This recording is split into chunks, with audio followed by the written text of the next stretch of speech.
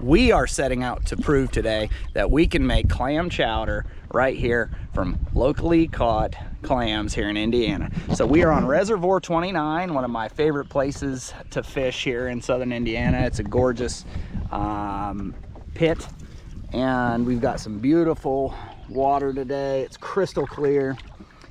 We're having some fun paddling around the lake, but we are just about to get serious about finding some clams for our chowder. So stay tuned, we'll see how this goes. What we're looking for today is called an Asiatic clam. It's actually an invasive species. It's been in the waters here for a long time as far as I know. And when you find them, you generally find them in large quantities. Now, it's not a huge clam, but it's big enough. And I've cooked them before, and surprisingly, they taste really wonderful. The clams love hanging out on these shallow beds.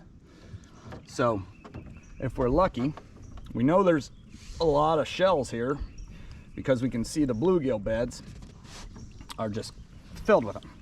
Now, sometimes you have to explore a little bit to find where the live ones are, because a lot of times where we see all the shells, it's just a sign that one of two things has happened. Either a predator has carried the clams there to eat it, or like what's happened here is there's a lot of shells built up over the years, and the bluegill has sat here and fanned the nest and just exposed years and years.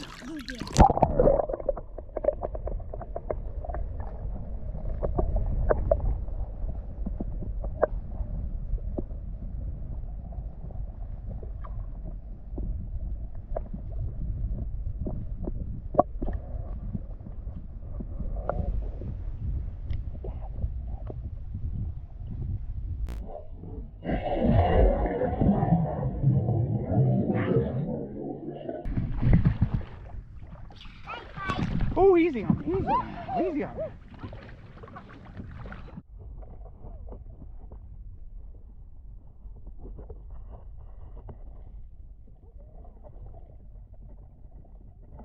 Twinkle, twinkle, little star, how I wonder what you are. So, here's what we're looking for. So we just reach down, we take a big handful, and look, one handful I've got three of these in one scoop with my hand. This is an Asiatic clam. That's about as big as they get. These are actually pretty good sized ones right there. So here's how we're doing this. We're going through, scooping them up, tossing them in our little net, and we'll see how many we can get. So, yay! Ooh, that's a good. 1, 2, 3, I'm getting a 4, high percentage 5, 6, of 7, good sized 8, 9, ones. 10, 11, 12. That's Mess of them there. Put them there. Awesome. Hey, Isaac. Hi, I'm Snorkel Sam, a professional snorkeler, and I just found something really cool down there. It's called a subscribe button and a like button. I think you should click them. I think the sharks are coming. I'll see you next time. Where he gets this stuff from. Okay, so when we're harvesting these, what you can do, a real quick test to see if they're alive or not, is you just squeeze them and try to slide the shell left to right. And if they're deceased, which the shells stay here almost forever, so there's tons and tons of shells for every live one. But this one, I can't squeeze it sideways. So that's a good, healthy clam. You can generally pull them up 3 or 4 per scoop. The bigger ones like to bury themselves in 2 or 3 inches of mud, and they stay under the water and filter.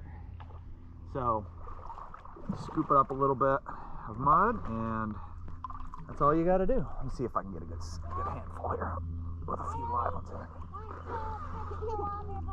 Oops, I lost my one. Oh, there it was. I just have one in that one. There's one.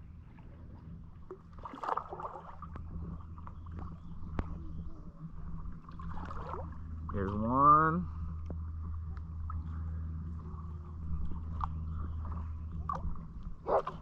So when you first pull them up, a lot of times you'll feel their shell open a little bit, but then when you try to wiggle it, if they're alive, they clamp down, like this one. So that's a good size one. And then, so I got one. Here's a live one. That's a nice big one. 2.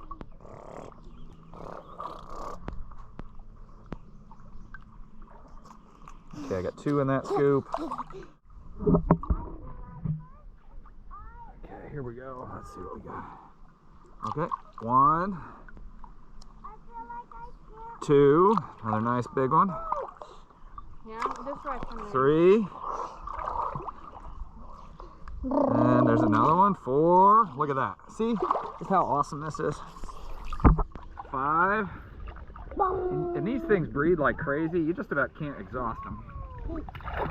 Clamming in Indiana. It's an Indiana Clam Festival. You silly guy. Made some of it. Yeah, something you think. Annika's. Ah, look what Mom found. What is that, Mom? That is an oyster. No. It's a it's a mussel. Yeah, it's a mussel. Good job, Z. I was trying to find it. And specifically, that is called a lilliput. Let me see it. I think it's a lilliput. Let me look. Isaac has it. Oh, Zeke. Oh, we can't keep that one, buddy. Why? Okay, so all right, because so we'll just look at these. So this is a freshwater mussel. So in Indiana, it's illegal to harvest these still. It's an antiquated law that goes back to the button making industry, but still, nonetheless, we have to respect the law. So we're gonna let this guy go. But cool to find them in here.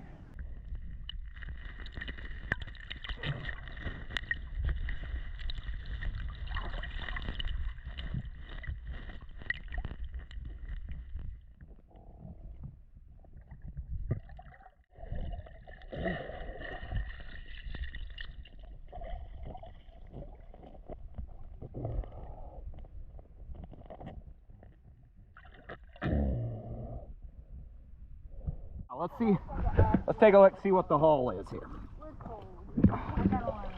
All right. Okay, this looks like a good batch of clams. I think we're gonna be able to do plenty with this. Well, we've had a great day out on the lake. We have a great haul of clams. We're gonna go back and get them on a bubbler, and they'll need to purge for a few days before we're ready to make our chowder out of them. So stay tuned for the next video where we make our chowder. If you enjoyed this, then please, by all means, hit that subscribe button. This is what you look like after a good day on the lake. Crashed out on the deck of the boat.